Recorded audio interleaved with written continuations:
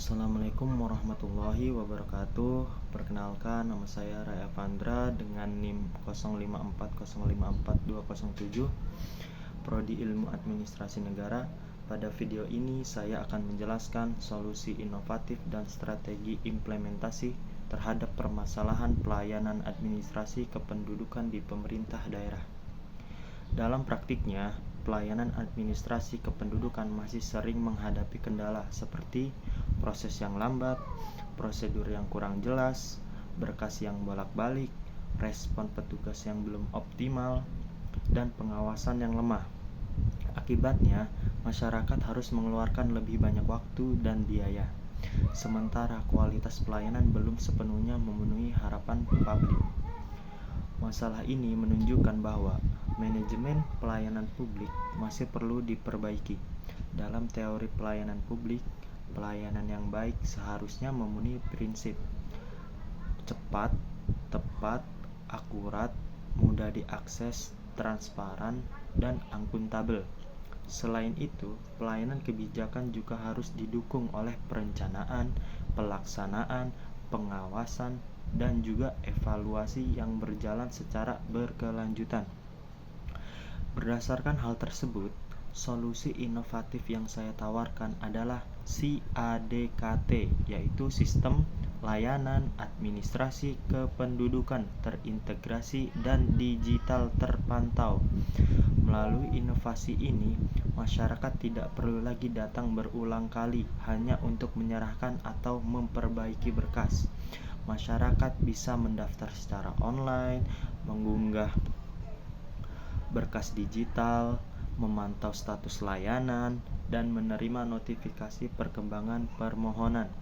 Dengan sistem ini, alur pelayanan menjadi lebih sederhana dan efisien.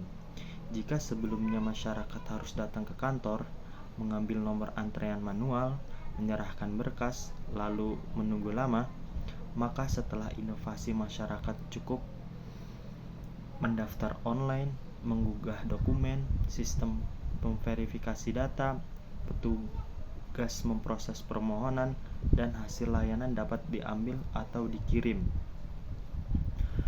Solusi ini sesuai dengan teori manajemen pelayanan publik karena menekankan efektivitas, efisiensi, kemudahan akses, dan transparansi. SIADKT juga mendukung akuntabilitas karena setiap proses pelayanan dapat dipantau dengan lebih jelas. Dengan demikian, potensi kesalahan administrasi negara dan maladministrasi dapat dikurangi. Selanjutnya, strategi implementasi SIADKT dapat dilakukan melalui beberapa tahap. Yang pertama, penyusunan SOP baru yang lebih sederhana, jelas, dan terukur. SOP ini penting agar petugas dan masyarakat memahami alur pelayanan dengan baik. Yang kedua, pembuatan sistem digital yang melibatkan tim IT dan operator layanan. Sistem ini menjadi dasar utama agar pendaftaran dan verifikasi data dapat dilakukan secara lebih cepat. Yang ketiga, pelatihan pegawai agar petugas memiliki kemampuan yang memadai dalam menggunakan sistem baru dan memberikan pelayanan yang ramah serta responsif.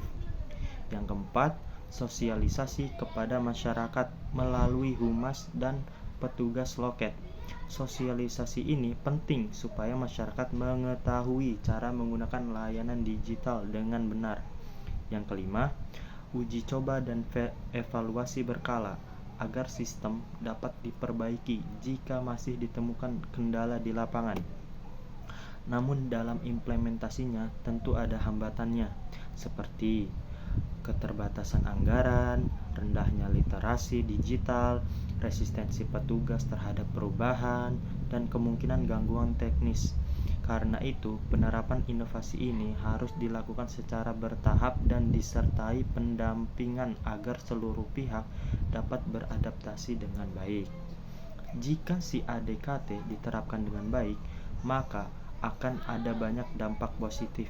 Pertama, pelayanan menjadi lebih cepat. Kedua, masyarakat tidak perlu bolak-balik membawa berkas. Ketiga, proses menjadi lebih transparan dan mudah dipantau. Keempat, kepuasan masyarakat meningkat. Dan kelima, kepercayaan masyarakat terhadap pemerintah juga akan semakin baik. Jadi, dapat disimpulkan bahwa lambatnya pelayanan administrasi kependudukan dapat diatasi melalui inovasi layanan digital terintegrasi seperti CADKT. Inovasi ini tidak hanya mempercepat pelayanan, tetapi juga memperjelas alur, meningkatkan akuntabilitas, dan mendukung pelayanan publik yang lebih berkualitas. Terima kasih atas perhatiannya. Wassalamualaikum warahmatullahi wabarakatuh.